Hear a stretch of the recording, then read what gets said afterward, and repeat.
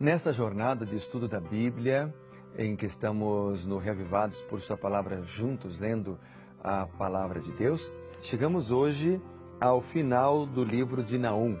Naum, capítulo 3. Um livro curto, não é o mais curto, mas é um livro bem curto, porque tem 3 capítulos somente. E também estamos chegando no final do ano, mais um dia e terminamos o ano. Com certeza foi um grande ano este, em que pudemos ler a Bíblia, estudar a palavra, orar, ter momentos de dedicação, de entrega ao Senhor diárias. Eu tenho certeza que aqui, nesse programa, talvez você tenha tomado decisões importantes. E hoje nós vamos ler a palavra de Deus para ouvir a voz do Senhor mais uma vez e para aprendermos com as revelações das Sagradas Escrituras. Vamos orar?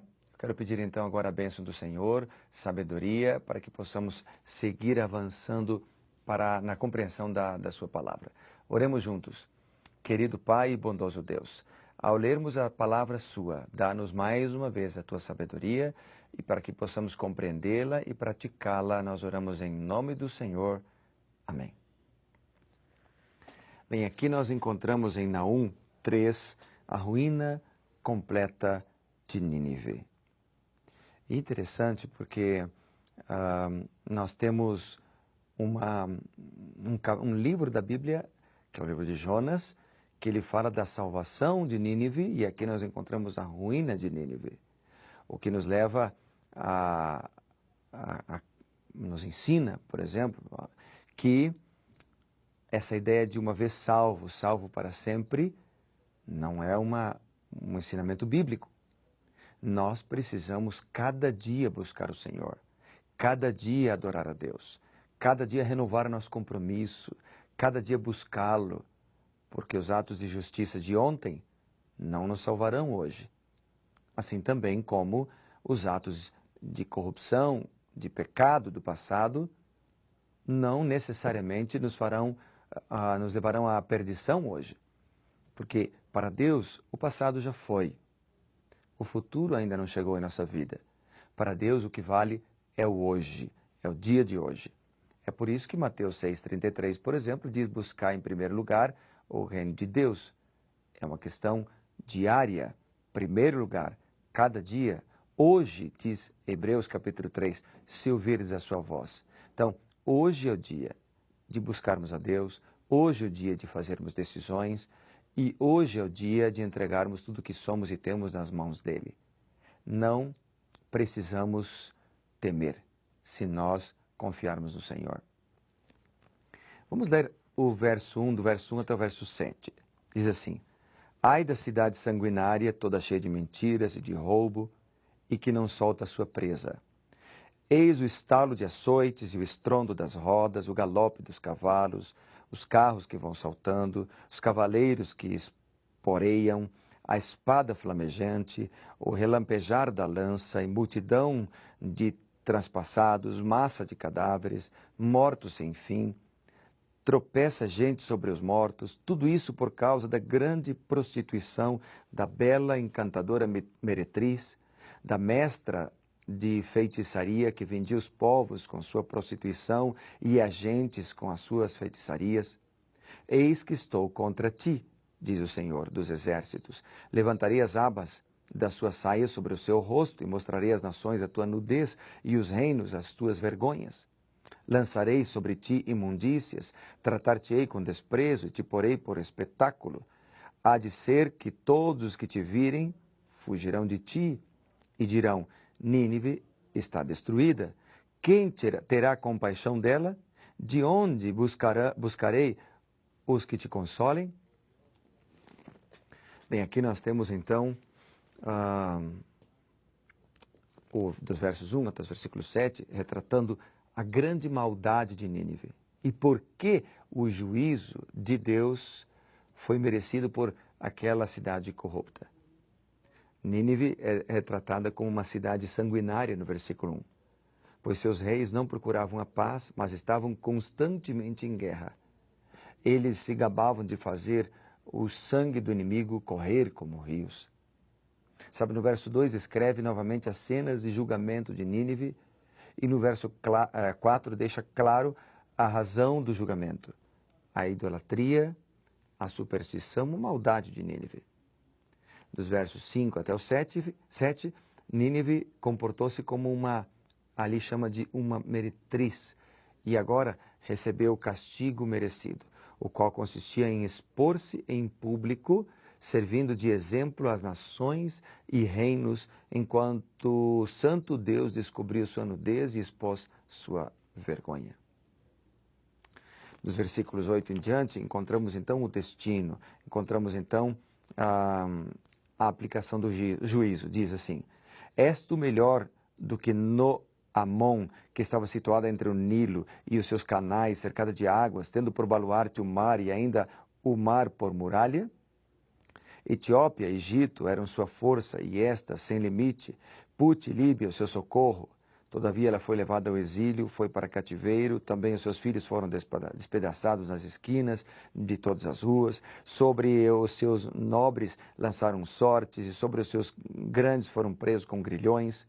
Também tu, Nínive, serás embriagada e te esconderás, procurarás refúgio contra o inimigo.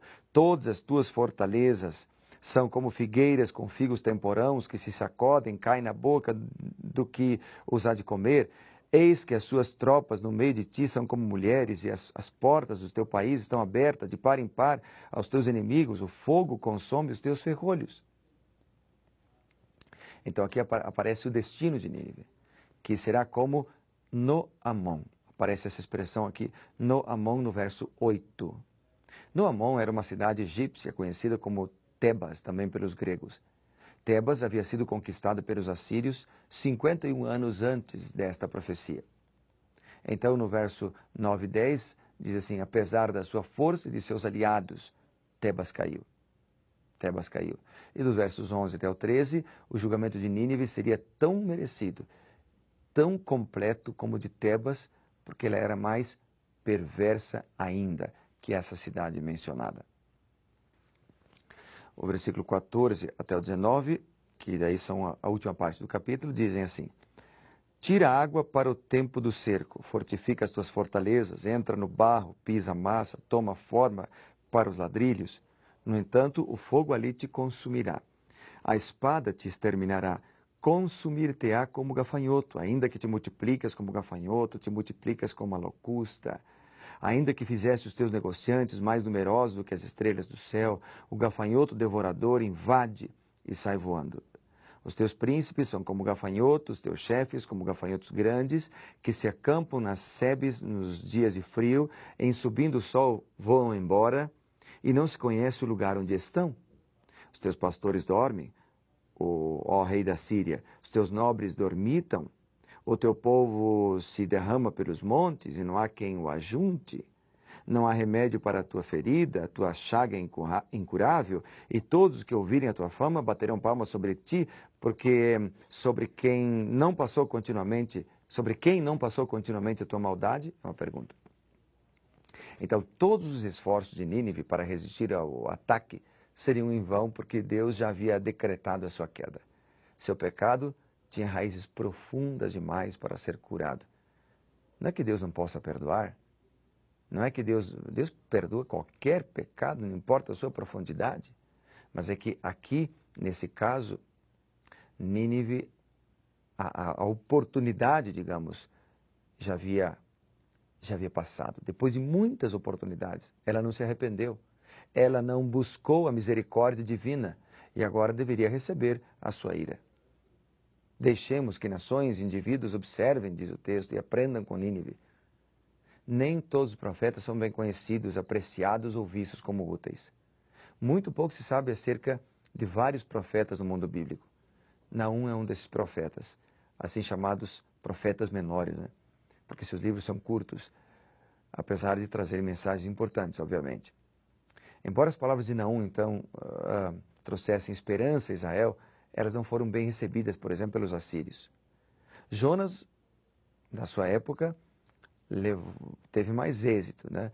Ele levou a mensagem a Nínive e Nínive se arrependeu, reformou sua atitude e assim adiou a condenação por um tempo.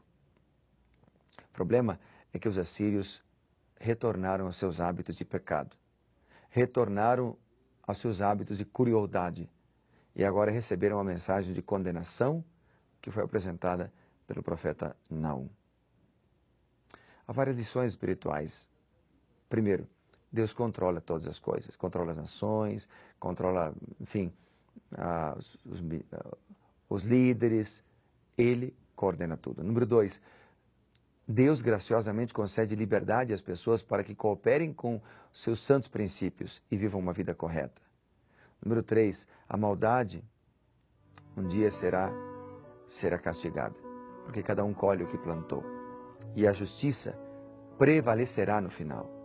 Número 4, Deus mantém um registro da pecaminosidade das nações e quando ultrapassam uma certa medida, ou seja, não se arrepende dos seus pecados, não muda de atitude, a consequência é o juízo. É o juízo. Durante os dias mais sombrios, muitas vezes o Senhor tranquiliza seu povo através da voz de um profeta pouco conhecido. A mensagem pode ser curta, mas sempre fala de mudanças, fala de conversão e, por fim, se não houver mudanças, de juízo. Hoje Deus está chamando você, e a mim também. Deus está chamando-nos para arrepender-nos de nossos pecados, para mudar de vida e para cada dia buscá-lo, porque não basta uma vez só se arrepender, como foi o caso de Nínive. Nosso arrependimento, nossa entrega, nossa dedicação, nossa consagração a Deus devem ser diárias. Eu queria orar por você agora, por esse motivo, para que você e eu tenhamos sabedoria para buscá-lo diariamente. Vamos orar? Querido Pai e bondoso Deus, nesta hora entregamos nossa vida ao Senhor. Ajuda-nos a buscá-lo diariamente, a entregar nossa vida ao Senhor diariamente e que nada, nenhuma circunstância possa nos separar de Ti, para que possamos renovar nosso pacto de fidelidade a cada manhã. Oramos em nome de Jesus. Amém. Deus te abençoe, amigo, seja reavivado por sua palavra.